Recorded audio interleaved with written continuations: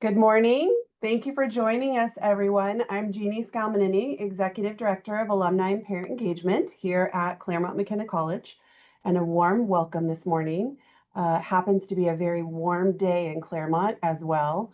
We have enjoyed a very mild summer, but reality has hit this week, and we're back to our warm temperatures. But hopefully, by the time we have move in, it'll go back down somewhere in the at least high 80s. That would be amazing. So let's all manifest that together. So alumni and parent engagement, you will hear often as parents from our office regarding important parent information, including parent programming. And I want to take another moment here for a shout out for Family Weekend. Our Family Weekend at CMC happens in February. So it is not too early to mark your calendars for February 14th through 16th, 2026, Valentine's Day. We will have our family weekend that weekend, so please plan to join us. We're so glad that you're with us today for this special session as part of our parent and family orientation programming. This one is focused on one of the most impactful resources available to your students, the Soll Center for Student Opportunity. As your student navigates their time at CMC, the Soll Center will play a very key role in helping them explore their interests, gain real-world experience, and prepare for life after college. And today we're joined by two wonderful colleagues, two of my all-time favorites, Ursula Diamond, Assistant Vice President for Student Opportunities, and Priscilla Cobian, Assistant Director of First Year Programming, which you'll hear more about. It's a very unique role that we have here at CMC. And they will share how career services and the sponsored internship program work together to support your student throughout their 4 years. So as we move through the program, please feel free to pop any questions down in the chat. We will do our best to get to all of them. If you would prefer to send them to me privately, you can do that as well. And with that, I will turn it over to Ursula and Priscilla. Thank you, Jeannie. Hello, good morning, good afternoon, good evening. It is wonderful to see so many people on the call, all excited to hear about the Soll Center for Student Opportunity. As Jeannie said, my name is Ursula. I have worked at CMC since 2017, where I came from NYU on the East Coast. I have moments when I love this weather, and I have moments like, particularly right now, it's a little too hot for me, but otherwise I love SoCal. Very, very happy I'm here. I am responsible for managing the Soll Center, and that includes the Career Services team, the Sponsored Internships and Experiences team, and the Scholar team. So I am extremely happy to share with you some information today with my colleague Priscilla about what students will expect when they arrive in the fall, and what kind of events and programming they will be open to. So this is fantastic. So let me, with no further delay, let me click off on sharing my screen. And then let's go to screen. Okay, so hopefully you can all see that. Thank you. Thanks for the thumbs up. All right, so we are situated right in the center of campus. We're pretty hard to miss. We're right next door to the hub and the hub patio, and we are opposite the ath, and we are also next to the auditorium. So students, we're in a big glass box, so you may remember us from the campus tour if you were able to do that. And it's so we're very visible, and a lot of student traffic coming through our office doors on a daily basis. So when I arrived, one of the first things I wanted to figure out, coming from a large research university to somewhere like Claremont McKenna, I was trying to figure out what exactly is it that makes CMC so special. And we did some work a couple of years ago to come up with these three, we distilled it down to these three factors. The first factor, and by the way, as I'm reading these, you will probably recognize that they also are very relevant to the whole of CMC, not just to the Soll Center. So the first factor is this individualized focus. Every student we are trying to meet with on a at least once a year, every year. Many times we have students coming in for multiple meetings with different people, but that very specific coaching model where we encourage students to learn the skills, understand what's going on, set their own goals, and then work with them as partners to help them achieve whatever goals they set in place right from the very beginning, from their freshman year. And you'll see on this slide, the goal is to connect with 90% of first years. And in a minute, you'll find out how many Priscilla actually connected with this past year. So that's one thing that's very unique, I think, to CMC. The second thing is this idea of early real-world career experiences. So we have a significant pot of money available to be able to support students, both with internships in their summer plans, as well as networking tracks, as well as bringing people on campus for meetups and career panels and coffee chats. These are all ways in which we want to expose students right from their freshman year to all of the many possibilities that are available to them, and give them an opportunity to practice the things that they're learning in the classroom in the real world. The third thing that makes CMC so special, this, I hear other campuses talk about they are a family, and I have never seen anything like CMC. The degree of focus and enthusiasm and commitment that the parents and the alumni and the staff and the faculty give to students is incredible. It is really an amazing opportunity for Priscilla and me when we can refer students to other people in the network to be able to support them and to extend the many resources that we have out into our community. It really is a wonderful, very virtuous circle type experience where the alumni and the community gives back and the parents give back. And in that way, we are able to better help the students as they're coming through CMC. So the way we are structured is we have these interest clusters. The interest clusters is a recognition that it's very rare these days that what you study as your major has to dictate what you do after you graduate. So unless you're doing something which requires very technical skills or very technical knowledge, like you pre-health, or maybe you'll want to be a computer programmer or something like that, or a data analyst, it is unusual that you need to then study all of those things as your major. So if an econ major can do pretty much anything, right? A government major can do anything. And so this interest cluster model recognizes the fact that we want to focus not so much on the academic major, but more on what is your career path? What are the things that are interesting you? And so we are organized as a department around these interests and these 9 interest clusters. And they're just indicators of the types of things that fall under each one of these headings. Don't panic if you or your student is thinking, well, I want to do something completely different and it's not on this sheet. Don't worry, our coaches are extremely adept and experienced at being able to support all students. But these tend to be the 9 areas that our CMC students are most excited about pursuing. And so that's why we've kind of organized ourselves in this way. And we have a dedicated coach for each one of these areas. And so if you want to, if your student's interested in accounting and financial services, they're probably going to meet with Freya fairly early in their career in order to be able to have that conversation. So, but before they get to this level of like thinking and planning, they absolutely need to meet with Priscilla. And I'm just going to do a plug for Priscilla because I know she gets very embarrassed when talking about herself. So I'm just going to talk for a minute about this. She is an incredible resource, a unique resource, as Jeannie indicated, in the Claremont colleges and often across many colleges to have a dedicated first-year coach. Somebody who is going to be with your first-year student all the way through that journey of transitioning into college, trying to figure out what's going on, who should they connect with, what resources should they have. Priscilla is there with them every step of the way, both in terms of individual appointments as well as a number of very specific workshops that she knows is going to be exactly what that student needs at that particular time in the academic year.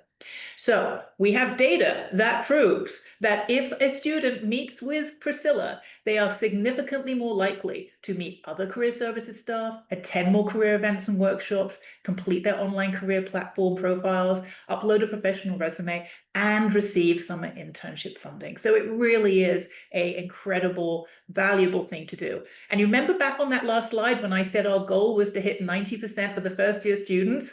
Priscilla got to 99% this past year, which is incredible, right? That 1%, they're doing their own thing. They just did not need her help at that time, but the other 99% have all benefited from that. So after that amazing introduction, Priscilla, I am handing over to you to talk a little bit about what would students expect when they arrive on campus. Thank you, Ursula. Hi, everyone. I'm Priscilla, and I'm very excited to meet all of you at some point and your students, have them here on campus. I'm really excited to get started working with them. So as Ursula mentioned, I do a lot of programming and one-on-one coaching with all of the new students, and in particular with the first years. And this is all part of, a plan to make sure that they are aware of our resources. They're coming into our office. They're starting early with their career exploration, as well as just feeling prepared to, continue with the steps of what they might need to do next in whatever area they're interested in. So as part of the first year programming plan, we do a lot of different events with them. So we usually start off with our open house during orientation. And so that usually, here's some photos of it. That is usually our first kickoff event. We have all the first years come. Again, it's during orientation, so they should usually be able to show up, and we just kind of talk to them, we meet them, welcome them into the space, and we really want this to be, a time when they can connect with us and just really get comfortable with our space and know where we're at, as well as knowing about some of our resources that we have. From there, we usually have some workshops and other events that I host. So here is a sneak peek of some of the programming that we already have set up. So the open house, and then pretty quickly we go on to some career skill building workshops. So pretty early on campus jobs are open, clubs are open, applying to research institutes are open. So we really try to help the first years navigate this process. And so the first workshop I host is week one, how to apply to on-campus jobs, resume and cover letters, and then we kind of move on from there to other things like interviewing, networking, summer internships, and all of that. So we're really trying to be there every step of the way.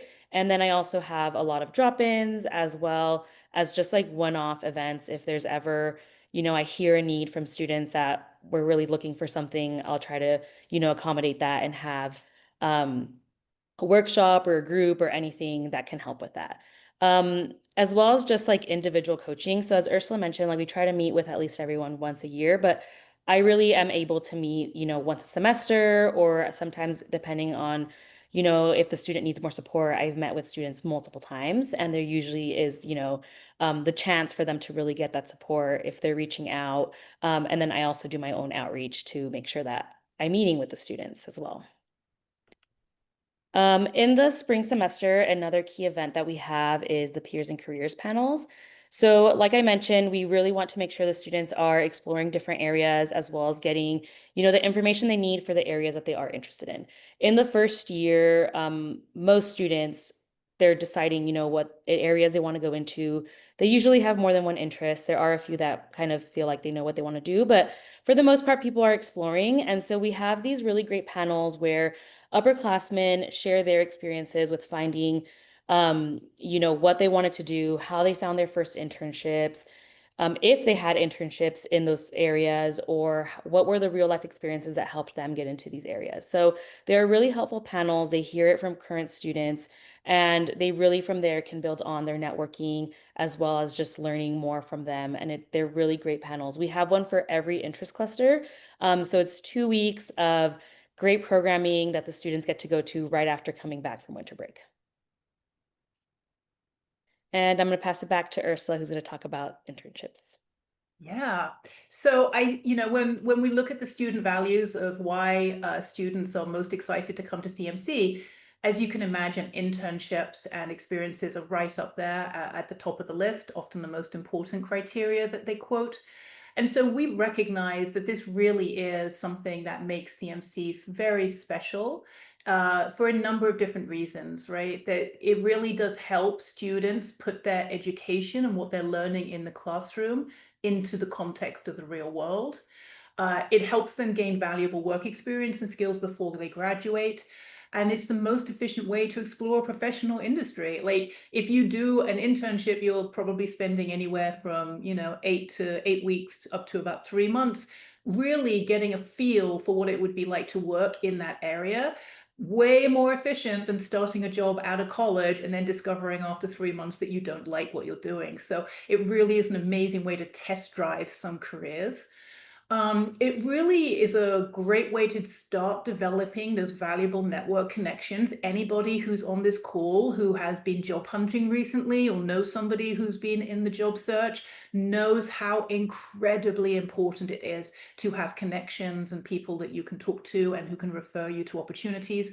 And so that is another way that these internships are really super helpful to enable students to start creating these networking connections. And then finally, there is proven research that the more internships you have on your resume when applying for full-time jobs, the more competitive you tend to be as a candidate. So for all of these reasons, we have invested very heavily with the help of donors and the research institutes in providing as many different opportunities for summer internships and experiences as possible. One thing I'll just say, other colleges sometimes have something very similar, but they tend to focus their funding on juniors. And we've taken a very different tack on that, in that we believe by the time you get to the junior year, hopefully you have 1 or 2 really good internships on your resume. And therefore you don't need to rely on the college to help you so much by the time you get to your junior year, that you've already started collecting some of that experience in your first 2 years. So what does that mean in practice? It means that we are emphasizing the first and the second year summers. So a lot of what Priscilla will be doing in the spring semester is working with individual freshman students to determine, where do you want to be this summer? What do you want? What kind of work do you want to do? Can we help connect you to some opportunities to apply to? The program supports all CMC students, regardless of financial need. And what tends to happen is that, the fall semester is busy, just getting settled in, dealing with academics, dealing with residence halls, dealing with new friends and new professors and things like that. So what tends to happen is over winter break, questions start getting asked, and that's when, particularly by parents, like, where are you going to be this summer? And so therefore, that's when students start to come out a little bit to start talking about their summer experiences, is when they come back in early spring. And the application opens in February and it stays open until May. So we're trying to give as much time as possible for students to be able to secure an offer letter from an opportunity by the time the end of the semester. And the funding decisions are based on a series of different criteria. We take into account financial need. We take into account whether the opportunity is paid or unpaid. We take into account the location of the internship and what the cost of living is in that city, and how long is the opportunity going to last? What is the duration? So all of those things factor into how decisions get made in terms of funding. And so what that means is there isn't typically a single amount that students get, but it varies considerably depending on all of those different factors. And to help us do that, the student creates a budget as part of their application, which is a great life skill, being able to create a budget on a spreadsheet, so for their summer. So we support the students in trying to find these opportunities, both through our Handshake platform, which is our career services platform for pretty much everything we do, as well as we have this amazing, unique internship database of every internship that a CMCer has ever done since 2012. So you can start to, again, connect with other students and alumni about different internships that they've had, and it can kind of prompt different ideas. So as I said, the application opens in February and closes in May. So what happened this summer? This summer, 526 students received CMC funding. And you can see from the class breakdown, about half of the first year class took advantage of this. Over half, 56% of all sophomores, 45% of all juniors took advantage of this funding.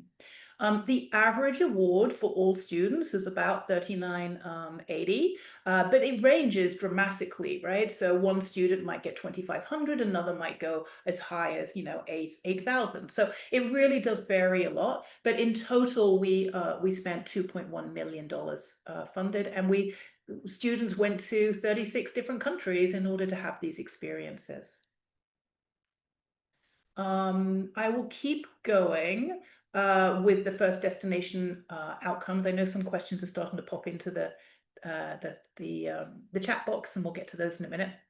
Okay, so all of these internships, what does it lead to? Well, it leads to some amazing results, right? So what that means in practice is that we have consistently, since I've arrived in 2017, it's been about 96, 97% every year, which I find wonderful outcomes given how difficult the job market has been for the last couple of years, that our students have really done a fantastic job of having these defined plans. So by defined plans, I mean they have a job or they know what they are going to be doing. They are going to grad school, they're going to go into the military, they have a clear idea of what they're going to be doing after graduation. And we only track 4% of our graduating seniors seeking employment. And this is based, the 86% knowledge rate means that we know exactly what 86% of our students are doing. So that's taken from both surveys as well as LinkedIn data scraping. So it's a pretty high knowledge rate of exactly what what our students are doing and how they are faring. The median salary, starting salary, 80,000, and some statistics here in terms of the importance of career services as well as internships as a way for helping students do that. And we typically get this information 6 months after commencement, because it's just been, students have been taking more and more time over the summer before they kind of really launch into their job search. And so 6 months after commencement has become the industry standard for when each career services office collects that data. And then in terms of student engagement, 87. So while Priscilla met with 99%, across all class years, 87% student engagement with our office, which is fantastic. And that was made up of 3,800 individual student appointments, 130 events and programs that was specifically organized by CMC, bearing in mind there are a ton of other programs, events, employer visits that are open to your students that are hosted by the other Claremont colleges. We personally run each year 9 industry networking treks, and we've had a huge number of alumni and parents participating in this programming, which is wonderful to help that community feel. And then if you're curious about where do CMCers typically land in their first job after graduation, this is the chart, right? So you'll see in this particular economy, we are finding that accounting and financial services is very robust, and 1/3 of our students are going into that area. And then about roughly the same amount, 13 or 14%, go into either nonprofit, consulting, or tech. And what we've seen recently is that consulting and tech has taken a really big hit since, I would say, since January 2023. It has been very dicey out there, but accounting and financial services has held very stable and very robust. And which is great because so many of our students are econ majors and feel very, very comfortable and excited going into that particular sector. Right, I'm going to hand back to Priscilla to talk a little bit about what specific messages you might want to share with your students or track with your students as the academic year progresses. Okay, so like Ursula mentioned, in general, we do kind of go through some of these timelines to kind of help your students stay organized and to help with the process of, going step by step and not getting overwhelmed with all of the opportunities that they have available. So this fall semester, it's really about attending the open house, getting familiar with our services, completing their handshake profiles, which I sent an email to all students on August 1st, letting them know about access to 2 of our platforms. So if they're not sure about that, there should be an email out there in their CMC inbox about that. We use the platform Handshake as well as VMOC to help them with their resumes. So they should have access to that already. And so it's really about getting familiar with all of that, creating their resumes, going to the workshop series, and then if they are going to be applying to any on-campus jobs, they need to do that pretty early on in the semester as well. And then meeting with one-on-one support. So if there's any questions at any point, they can come check in with us. We can help them through that process. But really getting that early check-in is important this fall semester. For winter break, this is where, we really encourage students to, take it easy the first 2 weeks. They just had, their first semester on campus. There was a lot probably going on. So rest is really important. Being back with family is really important. So there's really not much pressure that we want to put on anybody or have them do. If some students, before they return to campus, want to start working on, their summer internship plans, this is a great time to start doing that. So preparing for their return to campus, working on updating that resume with anything they did in the fall semester, if they joined any clubs, did a job, or worked on any special projects, they can start adding that to their resumes. And then creating or updating a LinkedIn profile is also a good time, just building that online presence. And then just start thinking about where they might want to be for an internship, what are the areas they're trying to explore, what might be a plan that they might want to work towards. And then in the spring semester, when they're actually back on campus, this is when we're gonna, start talking about and, meeting more about these kinds of things. But this is the plan for winter break. And so then for spring semester, this is when we, encourage them to come to our Peers and Careers programming. We really want them to explore, hear from other people. Again, I would encourage students to meet with me fall semester and spring semester. So if they can come back, that would be great. So we can really work on that plan. And I, usually help students with, beginning to end, trying to find that internship. Like, what is it that I want? Where should I search? Like, who are some people that I can connect with? And we're really able to help them through that process. And then applying for summer funding, which is a really important and just helpful resource in their first and second years. And that is kind of, the main things for this first year. I also do have a summer program, which I think I forgot to mention earlier. So that is another option for students, with or without an internship, they can join that summer program and also plan for other years. Thank you, Priscilla. Okay, I'm just going to end on one final note. We often, I was talking about how important the CMC community is and how engaged often the parents are right from the get-go when they're dropping off their kids. And I wanted to just highlight a few areas that if you are interested in doing something to help not only your own student, but other students at CMC, these are some things to think about. First of all, we have a platform which is Engage CMC. You may have heard about this from other calls. It is the platform where alumni and parents can be visible to students. So students, it is the place where we house the directory. All alumni are in there, but parents opt in to be part of Engage CMC.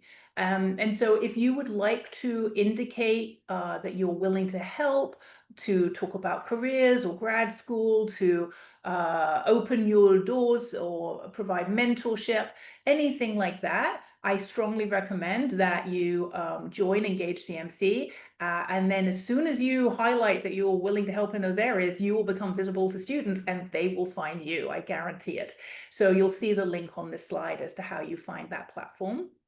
The second area where, and Jeannie alluded to this at the very beginning of the call, is our signature event for families, is our event in February over Valentine's weekend, where you get if you are able to come to campus, we would invite you to be part of the student parent career exploration event. We hold it outside. It is a wonderful event, and the students just get to mingle with parents to ask questions and get advice. And it really is a wonderful event during that weekend. And then finally, it is as I've alluded to a couple of times on this call, I think the biggest challenge that students are finding, both for internships and for full-time recruitment, is that it is a very, very competitive job market right now. There are fewer jobs in some of our bigger industries like technology and consulting, and there is some instability in other areas. And so we are very thankful whenever a parent can provide us with a job or internship lead. We're not suggesting that you have a job you can just offer or an internship, but if you have a warm lead that you could generate for us, we would love to hear about it. And feel free to email me if you have any thoughts about that, or we have on our website, we have a form that you can fill out if you have details about a specific lead that you would like to share with us. And on that note, here is my email, and here is Priscilla's email if you would like to get in contact with either of us individually. All right, that is the end of the presentation, folks. I am going to stop sharing. I believe these slides will be made available. I think they typically are after this event. Jeannie or Rebecca can say where you'll be able to find them. So if you missed any of the information and would like to get it in a more permanent basis, that should be available on the website somewhere. Yes, thank you, Ursula. All of the Zooms that we are hosting are being recorded, and they will be posted to the schedule for parent and family orientation. So Rebecca can pop the link into the chat. Just FYI, it does take a few days. Our web team, we have to get into the queue with our web team. They upload it to YouTube and then post it to the website. So after a few days, they will all be located there. I think the academic session was posted yesterday, so you can find that one. I do have a question that came in to me privately. You touched on this a bit. It has to do with international students. So when they're checking the jobs on Handshake and it asks, are you legally authorized to work in the United States? How do they know that? And is that something they will able to get sorted during orientation? Yeah, so international students will come on campus a day or two early to have their own special orientation, and that a lot of this information will be covered there in terms of supporting them. But in brief, while they are a student and they have access to what's known as CPT, that is allows them to work in the country with no issues at all in the US, and they can take any opportunity, and they are absolutely legally authorized to work in the country. After they graduate, the CPT turns into something called OPT. There's a lot of acronyms in international affairs. And in OPT, they are authorized to work for up to 1 year after graduation. And then that 1 year can sometimes convert to 3 years if they're doing a STEM major, for example, like economics or science or something like that. And so, yes, when they are on Handshake and they see that box that says, are you legally authorized to work today? The answer is yes. Will you require sponsorship in the future? Tends to be a second question. And for that question, it kind of depends on the individual student. If they want to stay in the US beyond their OPT, then yes, they probably do require sponsorship in the future. But if they're planning on going to grad school or returning home or traveling to a different country after graduation or once their OPT is done, then at that point they don't require sponsorship. So we tend to have that conversation with them on a one-on-one basis based on their goals and their plans as they get closer and closer to their junior and senior year. That tends to be when it comes up most importantly. But there's lots of people, including the international team and DOS and Dean of Students Office, who are there to support and help them as well. Great, thank you. There was another question here in the chat. Approximately what percentage of first-year students take up an internship in the summer post first year? So SIE sponsored 49% of the class. But then what we do is in the early fall, we go through LinkedIn and we review what every student at CMC did. that summer. And then we have a much broader sense of what everybody did. So not everybody takes advantage of the SIE funding for various reasons. You might not take advantage of SIE funding if you get a nice paid job. You may not need to get funding.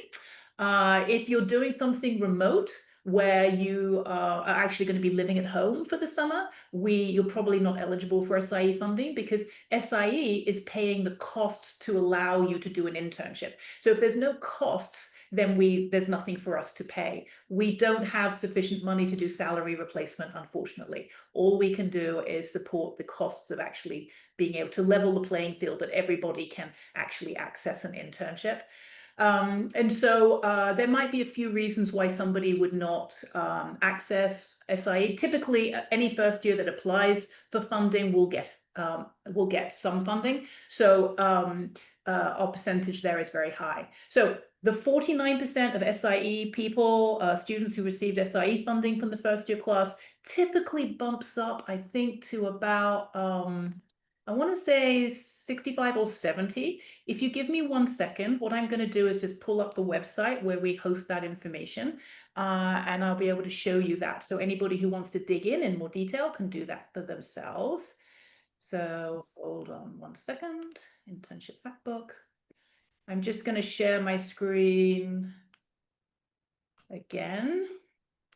Okay, so on our website, we have a series of fantastic fact books. You can see all of the fact books here. So if you're interested in any information about admissions or financial aid or faculty or students, you'll be able to find it here, including that outcome data that I talked about within the presentation.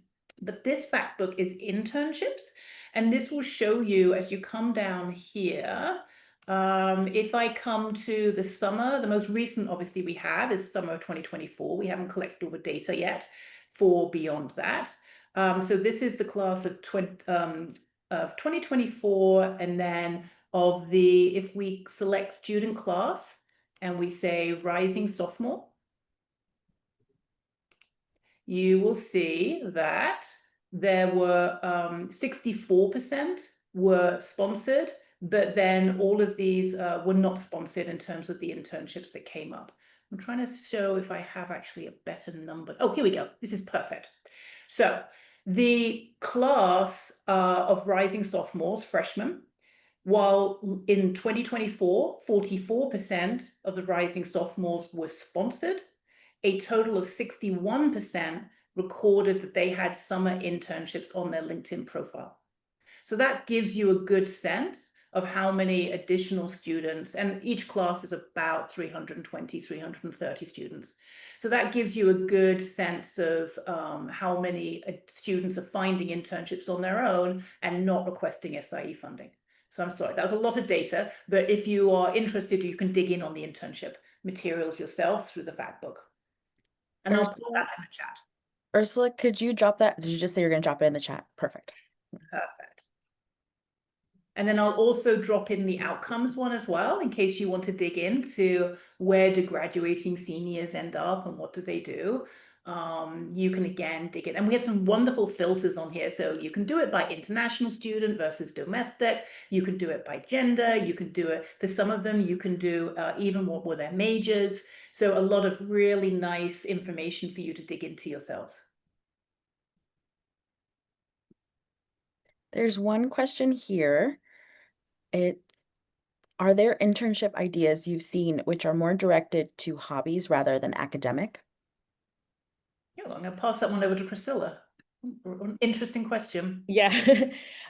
So in general, for especially first year, second year, we want students to explore different areas, and we, talk about what is an impactful and meaningful summer. And it's not always, an internship in an office. So when we talk to students, we give them, a wide variety of things they could do. It could be an internship, it could be like a job, like a lot of people like to be like camp counselors, or they just, want to work back home. It could be volunteer opportunities. And then there's some like fellowship opportunities that students can also do. So there is a wide variety of things. And there are students, if they have a hobby and they can make it work, that it's either an internship or just an impactful activity, they can do that for their summer. So that's not always necessarily something that we might fund for the sponsored internships. But it could be something that they potentially do over the summer and can, add it to their resume and have it be impactful and meaningful. So I think it just depends on what this hobby is and how does it make sense. We have the experiences funding, which is a little bit different in the sense that it's a shorter time and the students come up with their own plan of what they're going to do. So some examples could be, someone who is going to be, shadowing at a hospital in a different country and learning about that process, but they're only going to be there for a shorter time and they come up with their own plan. We also have like the Apple Fellowship for freshmen, and that is a writing and travel fellowship that they can apply to. And so that is also separate from us, but they can apply to that and, have this really fun summer where they're working on this project that they're doing on their own.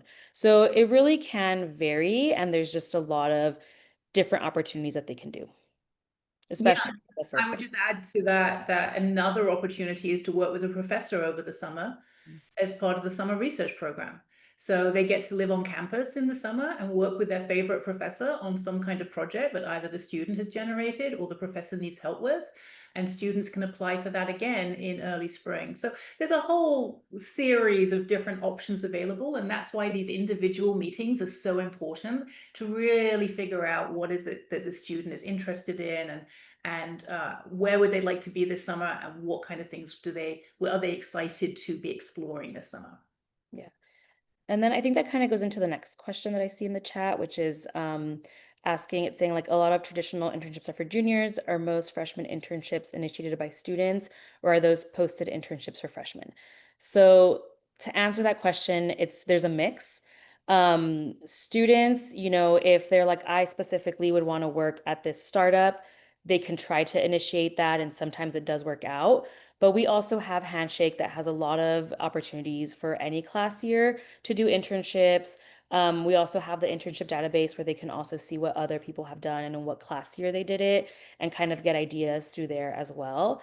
And then again, like the summer internship program, like CMC has some opportunities that we have for students, and a lot of first and second years can benefit through those as well, like the Apple one that I mentioned, the experiences application, the summer research, and just a lot of other opportunities that are available. So there's a mix of, I found my own, or I got it through Handshake, or we went through the process. But regardless of that, if a student is like, I, have this goal of working at this place for the summer, we can always help them through that and see what's the best way to go through that process, if it's through like the formal internship, or if they do need to maybe make more connections or anything like that. I don't know if you want to add anything, Ursula.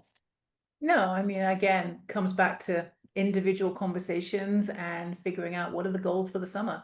And hopefully, that's a great conversation to have with your student over winter break, to kind of help get them thinking about that. I see a question from Michelle.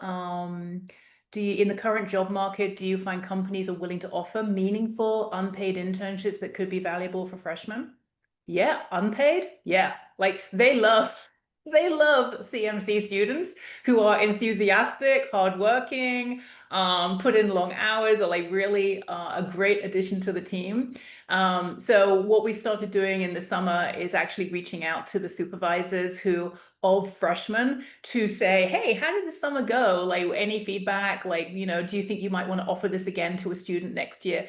And overwhelmingly, the feedback from the employers is, oh my goodness, this CMCer was amazing, right? So I think we tend to blow the competition out the water in terms of the students who turn up at the employer sites.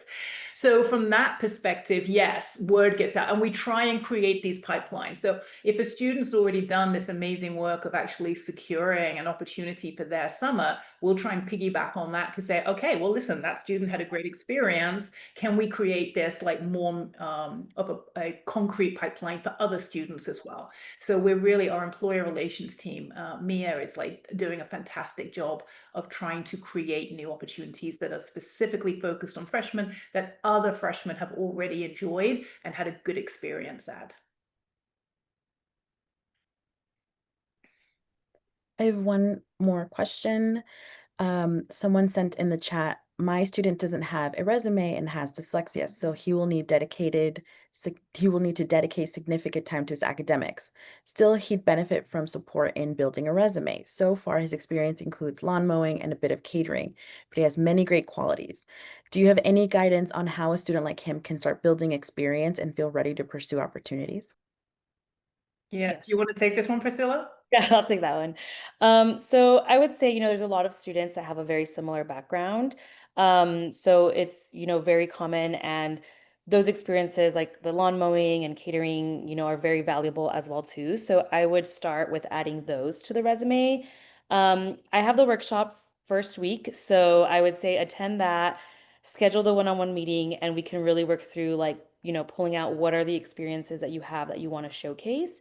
Once you're on campus, things that students can do is, start joining a club. It could be any club. It doesn't have to be, a specific thing, but getting involved. If there's any class projects they work on, those are things that can also be added. But, you know, really trying to find things that they like, that they want to add on here, but also thinking through like, maybe what are some skills that I'm trying to learn? Am I trying to maybe go into something where I might be public speaking? Like, what can I do on campus where I'm, talking to a lot more people, or where I'm being a little bit more outgoing, or if I'm volunteering, anything like that can be really impactful. So I would say, starting off with thinking through like, what do I already have, building on that. But again, I wouldn't say, they're behind or anything like that, because all these experiences are all, impactful, and it's just on how they write about it and talk about it. So that is something that will help them through with the one-on-one coaching. I would add to that we have two versions of our resume template. The resume template for incoming first years encourages students to rely quite heavily on their high school experiences and their high school summers, knowing that by the time they get to their sophomore year, they may want to switch it up a little bit because now they have a whole year's worth of college level experiences, and maybe even a summer experience to add to it. And that gradually the high school stuff will drop off and get replaced by college level activities, which is obviously more interesting and valuable for employers. And then, I get this question a lot. Like, for example, a student who will say, well, I worked at the same camp or same ice cream store or mowing lawns, and I don't really understand this. There's no skills there no, there's so many skills. The customer service, the responsibility you were given, were you handling any kind of money? Were you expected to open or close that day? High volume traffic, able to work under pressure, like a whole host of different skills that we can bring out with the student and put the experience that they've had in a different, more positive light, where we emphasize the types of skills that they gained that employers are looking for. So it's just a reframing often that we do with the students to help them see, actually, yeah, that was valuable experience if I think about it from that perspective. Also, Ursula and Priscilla, the on-campus jobs that they can get, there are a lot of departments on campus that take first-year applicants. Our department is one of them. And Rebecca does our hiring, one of our favorite things is to teach them how to answer a phone, like that is plugged into the wall. It blows their minds. And they're very nervous always, but it's fun to see as the weeks go by that they get more confident. But yeah, I think trying to, and you can just do a couple hours a week sometimes. Doesn't have to be, because I know that they're definitely focused on working through those academics and getting comfortable and making friends. So it's not a huge time commitment in many cases. So that might be something to look into. Do you see any other questions, Rebecca? I don't think anything else in the chat.